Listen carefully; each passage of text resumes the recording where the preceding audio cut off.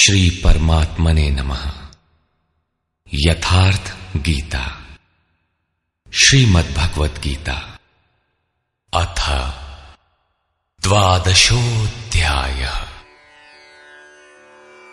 एकादश अध्याय के अंत में श्री कृष्ण ने बारंबार बल दिया था कि अर्जुन, मेरा यह स्वरूप जिसे तूने देखा तेरे सिवाय न पहले कभी देखा गया है और न भविष्य में कोई देख सकेगा।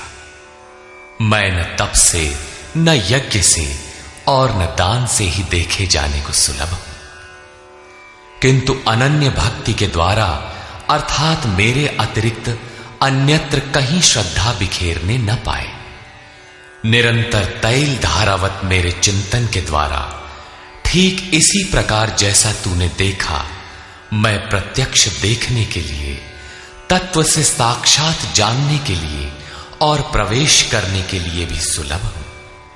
अतः अर्जुन, तू निरंतर मेरा ही चिंतन कर, भक्त बन। अध्याय के अंत में उन्होंने कहा था, अर्जुन, तू मेरे ही द्वारा निर्धारित किए गए कर्म को कर, मत परमः, अपितु मेरे परायण होकर कर।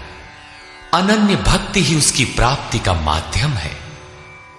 इस पर अर्जुन का प्रश्न स्वाभाविक था कि जो अव्यक्त अक्षर की उपासना करते हैं, इन दोनों में श्रेष्ठ कौन है? अर्थात इस प्रकार जो अभी अभी आपने विधि बताई है, ठीक इसी विधि के अनुसार अनन्य भक्ति से आपकी शरण लेकर, आपसे निरंतर संयुक्त होकर आपको भली प्रकार उपासते हैं, और दूसरे जो आपकी शरण न लेकर स्वतंत्र रूप से अपने भरोसे उसी अक्षय और अव्यक्त स्वरूप की उपासना करते हैं जिसमें आप भी स्थित हैं। इन दोनों प्रकार के भक्तों में अधिक उत्तम योगवेत्ता कौन है?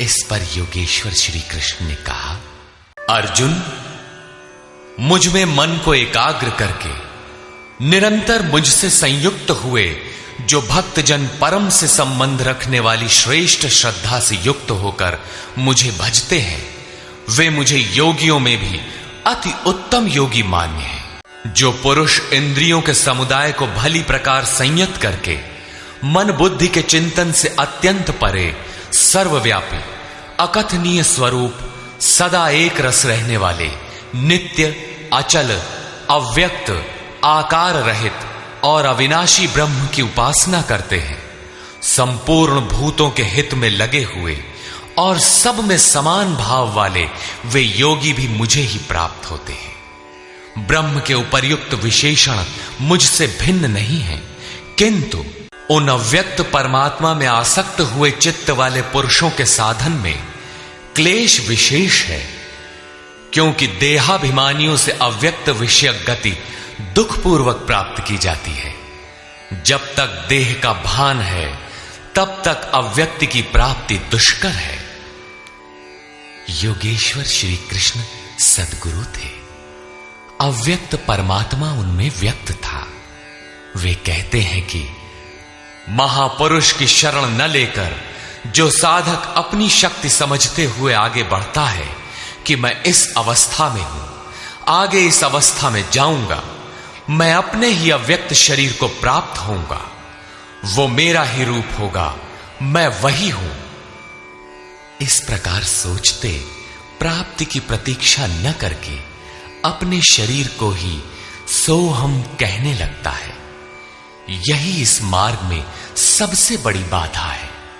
वो दुःखालियम अशाश्वतम में ही घूम फिर कर खड़ा हो जाता है, किंतु जो मेरी शरण लेकर चलता है, वो जो मेरे परायण होकर संपूर्ण कर्मों अर्थात आराधना को मुझ में अर्पण करके अनन्य भाव से योग अर्थात आराधना प्रक्रिया के द्वारा निरंतर चिंतन करते हुए भजते हैं, केवल मुझ में चित्त लगाने वाले उन भक्तों का मैं शीघ्र ही मृत्यु रूपी संसार से उद्धार करने वाला होता हूं। इस प्रकार चित्त लगाने की प्रेरणा और विधि पर योगेश्वर प्रकाश डालते हैं। इसलिए अर्जुन, तुम मुझ में मन लगा, मुझ में ही बुद्धि लगा। इसके उपरांत तू मुझ में ही निवास करेगा, इसमें कुछ भी संशय नहीं है।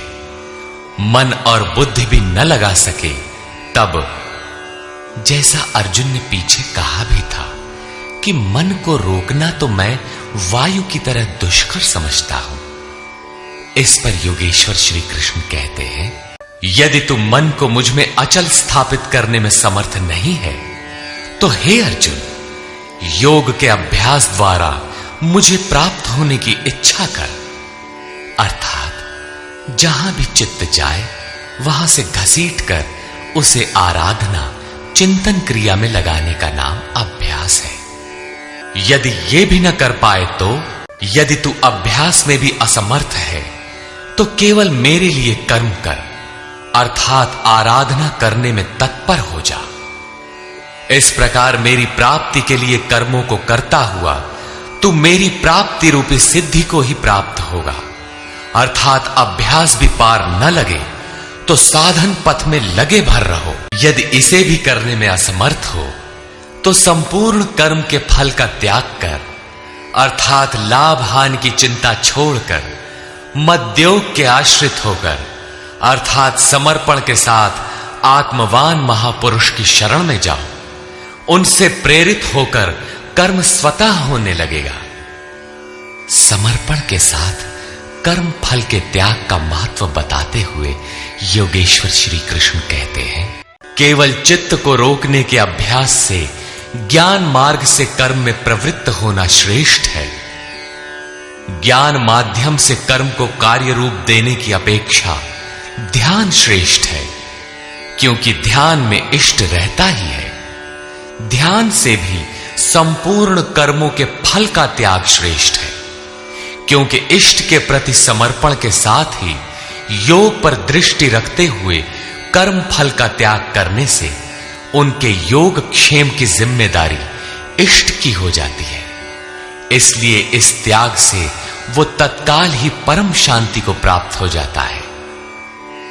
अभी तक योगेश्वर श्री कृष्ण ने बताया कि अव्यक्त की उपासना करने वाले ज्ञान मार्गी से समर्पण के साथ कर्म करने वाला निष्काम कर्मयोगी श्रेष्ठ है। दोनों एक ही कर्म करते हैं, किंतु ज्ञान मार्गी के पथ में व्यवधान अधिक है। उसके लाभ हानि की जिम्मेदारी स्वयं पर रहती है, जबकि समर्पित भक्ति की जिम्मेदारी महापुरुष पर होती है। इसलिए वो कर्म फल त्याग द्वारा शीघ्र ही शांति को प्राप्त होता है। अब शांति प्राप्त पुरुष के लक्षण बताते हैं। इस प्रकार शांति को प्राप्त हुआ जो पुरुष सब भूतों में द्वेष भाव से रहित, सबका प्रेमी और हेतु रहित दयालु है, और जो ममता से रहित, अहंकार से रहित, सुख दुख की प्राप्ति में सम तथा क्षमावान है, जो निरंतर योग की पराकाष्ठा से संयुक्त है, लाभ तथा हानि में संतुष्ट है, मन तथा इंद्रियों सहित शरीर को वश में किए हुए है, दृढ़ निश्चय वाला है, वो मुझ में अर्पित मन बुद्धि वाला मेरा भक्त मुझे प्रिय है, जिससे कोई भी जीव उद्वेग को प्राप्त नहीं होता और जो स्वयं भी किसी जीव से उद्विग्न नहीं होता, हर्ष, संताप, भय और समस्त विक्षोभों से मुक्त है, वो भक्त मुझे प्रिय है।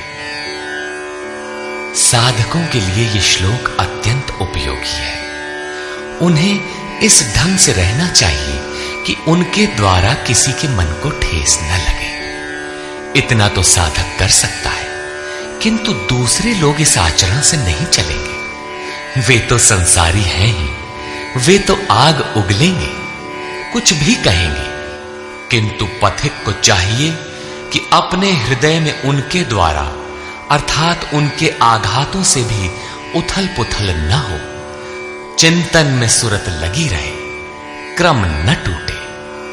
उदाहरण के लिए आप स्वयं सड़क पर नियमानुकूल बाएं से चल रहे हैं, कोई मदिरा पीकर चला आ रहा है, उससे बचना भी आपकी जिम्मेदारी है। जो पुरुष आकांक्षाओं से रहित सर्वथा पवित्र है, दक्ष अर्थात आराधना का विशेषज्ञ है।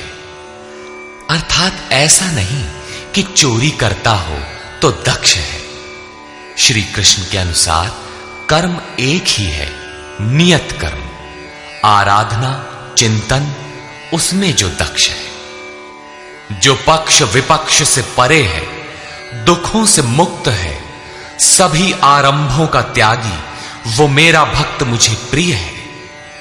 करने योग्य कोई क्रिया उसके द्वारा आरंभ होने के लिए शेष नहीं रहती। जो न कभी हर्षित होता है, न द्वेष करता है, न शोक करता है, न कामना ही करता है, जो शुभ और अशुभ संपूर्ण कर्मों के फल का त्यागी है, जहां कोई शुभ विलग नहीं है, अशुभ शेष नहीं है, भक्ति की इस पराकाष्ठा से युक्त वो पुरुष मुझे प्रिय है। जो पुरुष शत्रु और मित्र में, मान तथा अपमान में सम है, जिसके अंतःकरण की वृत्तियां सर्वथा शांत हैं, जो सर्दी गर्मी सुख दुखादि द्वंद्वों में सम है और आसक्ति रहित है, तथा जो निंदा तथा स्तुति को समान समझने वाला है, मननशीलता की चरम सीमा पर पहुंचकर जिसकी मन सहित इंद्रियां शांत हो चुकी है, जिस किसी प्रकार शरीर निर्वाह होने में जो सदैव संतुष्ट है,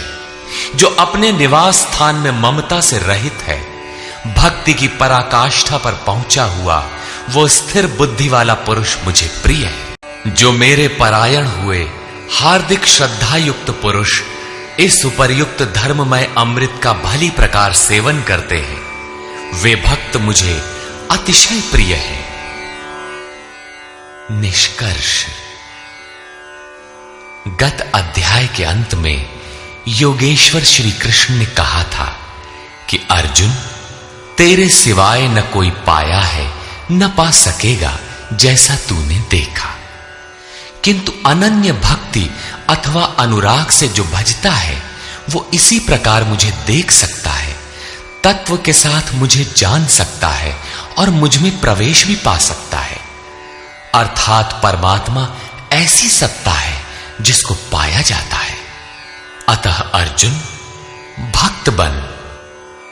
अर्जुन ने इस अध्याय में प्रश्न किया कि भगवान, अनन्य भाव से जो आपका चिंतन करते हैं और दूसरे वे जो अक्षर अव्यक्त की उपासना करते हैं, इन दोनों में उत्तम योगवेत्ता कौन है? योगेश्वर श्री कृष्ण ने बताया कि दोनों मुझे ही प्राप्त होते हैं, क्योंकि मैं अव्यक्त स्वरूप हूं, किंतु जो इंद्रियों को वश में रखते हुए मन को सब ओर से समेटकर अव्यक्त परमात्मा में आसक्त हैं, उनके पथ में क्लेश विशेष है। जब तक देह का अध्यास अर्थात भान है, तब तक अव्यक्त स्वरूप की प्राप्ति दुखपूर्ण है, क्योंकि अव्यक्त स्वरूप तो चित्त के निरोध और विलय काल में मिलेगा। उसके पूर्व उसका शरीर ही बीच में बाधक बन जाता है। मैं हूं, मुझे पाना है कहते कहते अपने शरीर की ही ओर घूम जाता है। उसके लड़खड़ाने की अधिक संभावना है। अतः अर्जुन, तू संपूर्ण कर्मों को मुझ में अर्पण करके अनन्य भक्ति से मेरा चिंतन कर। जो मेरे परायण भक्तजन संपूर्ण कर्मों को मुझ में अर्पण करके मानव शरीरधारी मुझ सगुण योगी के रूप का ध्यान द्वारा तैल धारावत निरंतर चिंतन करते हैं, उनका मैं शीघ्र ही संसार सागर से उद्धार करने वाला हो जाता हूं। अतः भक्ति मार्ग श्रेष्ठ है। अर्जुन, मुझ में मन को लगा, मन न लगे तो भी लगाने का अभ्यास कर। जहां भी चित्त जाए पुनः घसीट कर उसका निरोध कर। यह भी करने में असमर्थ है तो तू कर्म कर। कर्म एक ही है, यज्ञार्थ कर्म। तू कार्यम कर्म करता भर जा, दूसरा न कर। उतना ही कर, पार लगे चाहे न लगे। यदि यह भी करने में असमर्थ है तो स्थित प्रज्ञ आत्मवान तत्वज्ञ महापुरुष की शरण होकर संपूर्ण कर्म फलों का त्याग कर। ऐसा त्याग करने से तू परम शांति को प्राप्त हो जाएगा। तत्पश्चात परम शांति को प्राप्त हुए भक्त के लक्षण बताते हुए योगेश्वर श्री कृष्ण ने कहा, जो संपूर्ण भूतों में द्वेष भाव से रहित है, जो करुणा से युक्त और दयालु है, ममता और अहंकार से रहित है, वह भक्त मुझे प्रिय है। जो ध्यान योग में निरंतर तत्पर और आत्मवान आत्मस्थित है, वह भक्त मुझे प्रिय है। जिससे न किसी को उद्वेग प्राप्त होता है और स्वयं भी जो किसी से उद्वेग को प्राप्त नहीं होता, ऐसा भक्त मुझे प्रिय है। जो शुद्ध है, दक्ष है, व्यथाओं से उपराम है, सर्वारंभों को त्याग कर जिसने पार पा लिया है, ऐसा भक्त मुझे प्रिय है। संपूर्ण कामनाओं का त्यागी और शुभाशुभों का पार पाने वाला भक्त मुझे प्रिय है। जो निंदा और स्तुति में समान और मौन है, मन सहित जिसकी इंद्रियां शांत और मौन है, जो किसी भी प्रकार शरीर निर्वाह में संतुष्ट और रहने के स्थान में ममता से रहित है, शरीर रक्षा में भी जिसकी आसक्ति नहीं है, ऐसा स्थित प्रज्ञ भक्तिमान पुरुष मुझे प्रिय है।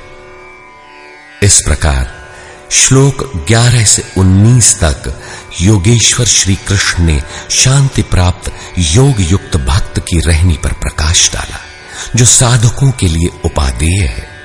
अंत में निर्णय देते हुए उन्होंने कहा, अर्जुन, जो मेरे परायण हुए अनन्य श्रद्धा से युक्त पुरुष इस ऊपर कहे हुए धर्ममय अमृत को निष्काम भाव से भली प्रकार आचरण में ढालते हैं, वे भक्त मुझे अतिशय प्रिय है। अतः समर्पण के साथ इस कर्म में प्रवृत्त होना श्रेयतर है, क्योंकि उसके हान लाभ की जिम्मेदारी वह इष्ट सद्गुरु अपने ऊपर ले लेते हैं। यहां श्री कृष्ण ने स्वरूपस्थ महापुरुष के लक्षण बताए, उनकी शरण में जाने को कहा और अंत में अपनी शरण में आने की प्रेरणा देकर उन महापुरुषों के समकक्ष अपने को घोषित किया। श्री कृष्ण एक योगी महात्मा थे। इस अध्याय में भक्ति को श्रेष्ठ बताया गया, अतः इस अध्याय का नामकरण भक्ति योग युक्ति संगत है। ओम तत्सदिति। इस प्रकार स्वामी अड़गड़ानंद कृत श्रीमद् भगवद गीता के भाष्य यथार्थ गीता का 12वां अध्याय पूर्ण होता है। हरि ओम तत्सत।